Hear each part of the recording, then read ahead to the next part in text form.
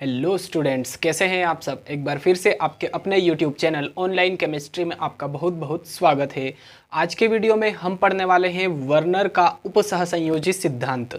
ठीक है, यूनिट 9 का ये क्वेश्चन है, बहुत ही ज़्यादा इंपॉर्टेंट है आपकी एग्जाम के लिए। अगर आपने इस वीडियो को ध्यान से देख लिया तो वर्नर का उपसहसंयोजी सिद्धांत आपको चुटकियों में क्लियर होने वाला है। ठीक है, बस आपका काम होगा वीडियो को ध्यान से देखना, कॉन्सेंट्रेशन से देखना। ठीक है, चलिए तो देख लेते हैं कि वर्नर का उपसहसंयोजन सिद्धांत है क्या, है ना। लिखा है कि अल्फ्रेड वर्नर, है ना, साइंटिस्ट थे। अल्फ्रेड वर्नर ने उपसहसंयोजी यौगिकों का सिद्धांत प्रस्तुत किया। इस सिद्धांत के प्रमुख बिंदु इस प्रकार हैं, है ना। अल्फ्रेड वर्नर ने उपसहसंयोजी यौगिकों के लिए एक सिद्धांत प्रतिपादित किया था, है ना। तो उन्हीं के नाम के आधार पर इसे वर्नर का उपसहसंयोजी सिद्धांत कहा जाता है। इसके प्रमुख अभिधारणाएं या प्रमुख बिंदु क्या है तो देखते हैं। फर्स्ट पॉइंट लिखा है कि उपसहसंयोजी यौगिकों में धातु परमाणु या धातु आयन की दो प्रकार की संयोजकताएं होती हैं, है ना। केंद्रीय धातु परमाणु जो होता है उसकी दो प्रकार की संयोजकताएं होती हैं, है ना। बहुत ही ज्यादा इंपॉर्टेंट है, अब ध्यान से देखिएगा। पहली क्या है, प्राथमिक संयोजकता, है ना। प्राथमिक संयोजकता यह आयनित हो सकती है, लिखा है आयनित हो सकती है। आयनित का मतलब आयनों में टूट सकती है ना। यह आयनित हो सकती है। इसे बिंदुकित रेखा डैश डैश डैश, है ना, डॉटेड लाइन से प्रदर्शित करते हैं। अब आगे लिखा है कि यह ऋण आयन से संतुष्ट होती है ना। जो प्राथमिक संयोजकता होगी वो ऋण आयन से संतुष्ट होगी, जैसे Cl-, Br-, I-, Cn- आदि, है ना। ये जितने भी ऋणायन होते हैं उनसे प्राथमिक संयोजकता संतृप्त होती है या संतुष्ट होती है। ठीक, अब यह केंद्रीय धातु परमाणु की ऑक्सीकरण अवस्था होती है ना। बहुत ही इंपॉर्टेंट है। केंद्रीय धातु परमाणु की क्या होगी, ये ऑक्सीकरण अवस्था। कौन सी संयोजकता, प्राथमिक संयोजकता। ठीक है, अब सेकंड है द्वितीयक संयोजकता। यह अनआयनित होती है। द्वितीयक संयोजकता कभी भी आयनों में नहीं टूटेगी, आयनों में वियोजित नहीं होगी। ठीक है, आयनों में विभाजित नहीं होगी द्वितीयक संयोजकता, इसलिए अनायनित होती है। इसे ठोस रेखा, है ना, ये सॉलिड लाइन से, ठोस रेखा से प्रदर्शित करते हैं। देखिए, प्राथमिक संयोजकता को बिंदुकित रेखा से प्रदर्शित करते हैं, ठोस रेखा द्वारा किससे प्रदर्शित किया जाता है, द्वितीयक संयोजकता को। अब यह ऋणायन अथवा उदासीन अणुओं द्वारा संतृप्त होती है, या तो ऋणायन से संतृप्त होगी या फिर उदासीन अणुओं के द्वारा संतृप्त होगी द्वितीयक संयोजकता।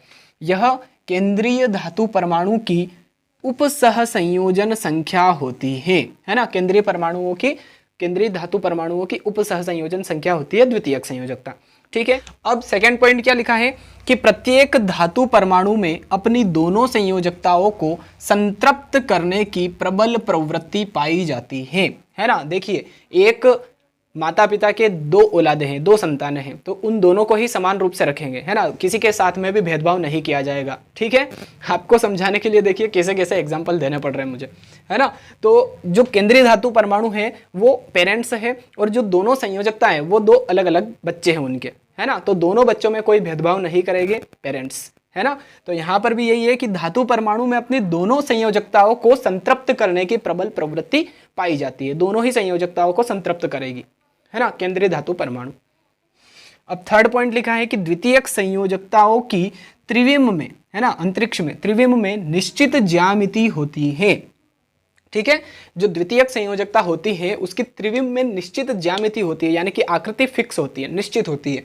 जैसे निकिल की द्वितीयक संयोजकता या उपसहसंयोजन संख्या, है ना। द्वितीयक संयोजकता को उपसहसंयोजन संख्या भी कहते हैं, लिखा है यहाँ पर। देखिए, द्वितीयक संयोजकता जो है इसे क्या कहा जाता है, उपसहसंयोजन संख्या भी कहा जाता है।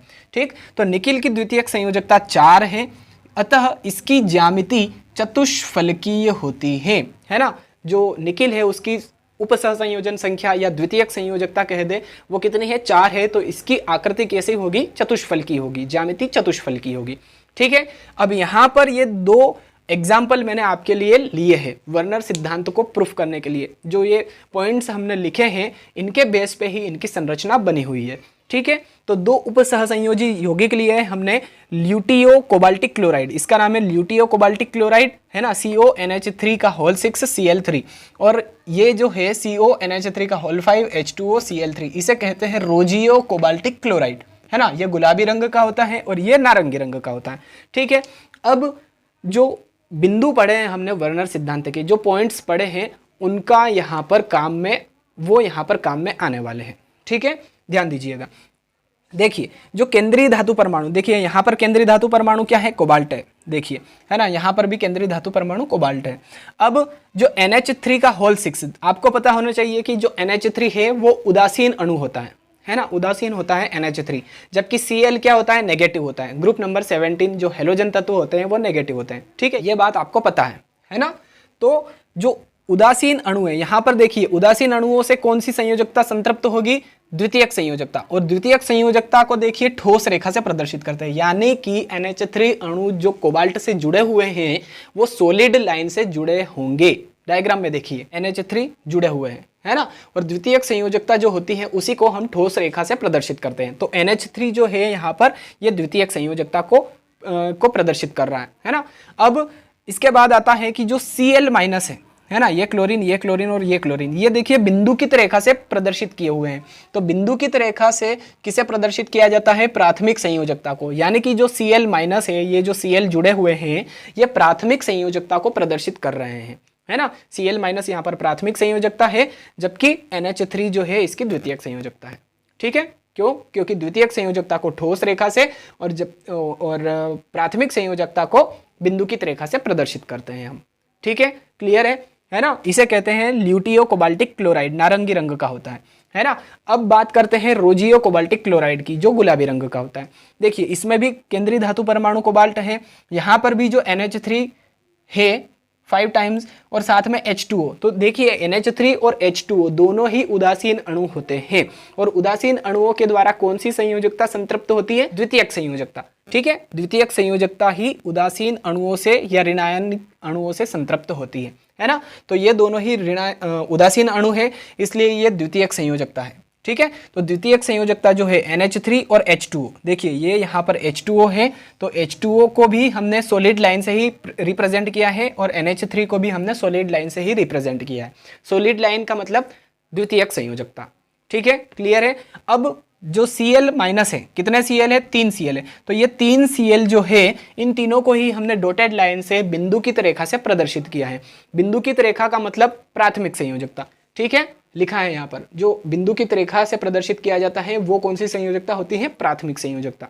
ठीक है, प्राइमरी वैलेंसी, और द्वितीयक संयोजकता को इंग्लिश में कहा जाता है सेकेंडरी वैलेंसी।